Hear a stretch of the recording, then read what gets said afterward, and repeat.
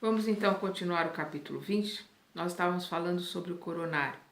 Então, é o centro coronário que recebe as influências magnéticas do Sol, da espiritualidade, que recebe essas energias e capacitam essas energias para que elas possam ser assimiladas pelo nosso corpo e principalmente pelo nosso perispírito, pela nossa parte perispiritual, né? Para que nós possamos sublimar a nossa alma.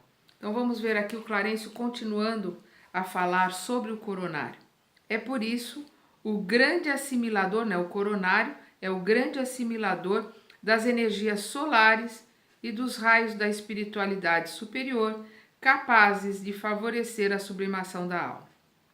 Logo após, anotamos o centro cerebral, contíguo ao centro coronário, que ordena as percepções de variada espécie, percepções essas que na vestimenta carnal constituem a visão, a audição, o tato e a vasta rede de processos da inteligência que dizem respeito à palavra, à cultura, à arte e ao saber. É no centro cerebral que possuímos o comando do núcleo endocrínico referente aos poderes psíquicos. Então, nós vemos que ele está falando que nesse centro cerebral é onde nós trabalhamos as energias psíquicas.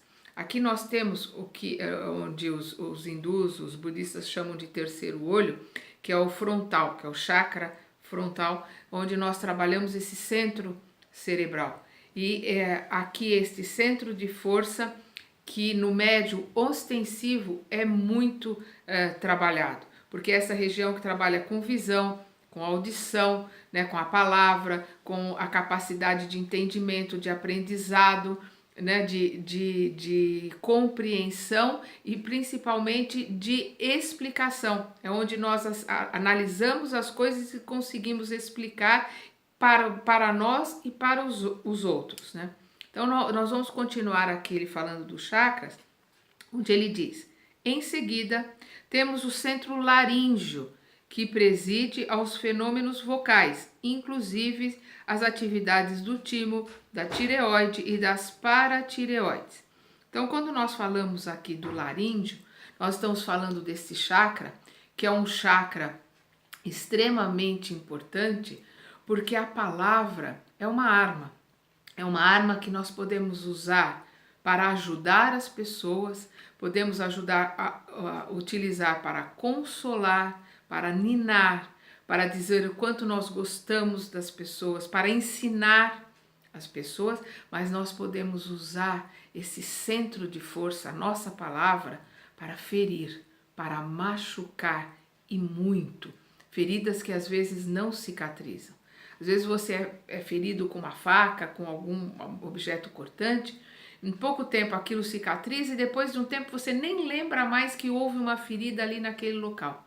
Mas às vezes algumas palavras nos ferem tanto, nos magoam tanto, que nós levamos conosco durante toda a existência e depois levamos aquelas palavras que nos feriram, aquele ferimento aberto, para a erraticidade, para o plano espiritual quando nós desencarnamos. Então, a força deste chakra, a força da palavra, é algo que nós temos que saber trabalhar, nós temos que saber alinhar, porque nós temos que pensar muito antes de falar. E se nós não vamos falar uma coisa boa, não falarmos, morder a língua, contar até 20, educarmos a nossa palavra para utilizarmos somente para coisas boas e edificantes. Vamos ver o Clarencio aqui, continuando a falar dos chakras. Logo após, identificamos o centro cardíaco, que é aqui em cima do coração, que sustenta os serviços da emoção e do equilíbrio geral.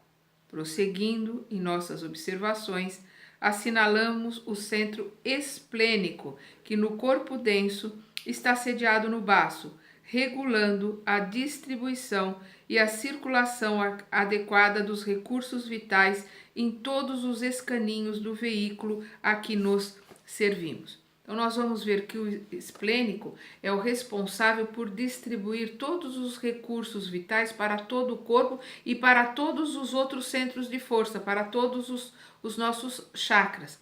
Por isso que em algumas casas espíritas a gente alinha os chakras antes de começar todo e qualquer trabalho espírita, principalmente o esplênico, para que ele alimente todos os outros chakras, para que ele alimente todo o nosso corpo com as energias vitais, tanto para a nossa existência, o nosso aprendizado, o nosso crescimento, como para o trabalho dos médiuns ostensivos ou daqueles, todos nós somos médiuns que não são ostensivos, que vão trabalhar na sustentação, para que seus campos eletromagnéticos, os seus campos energéticos estejam bem alinhados e alimentados energeticamente. Aqui ele continua falando dos chakras. Continuando, identificamos o centro gástrico, que é aqui, né, na boca do estômago, que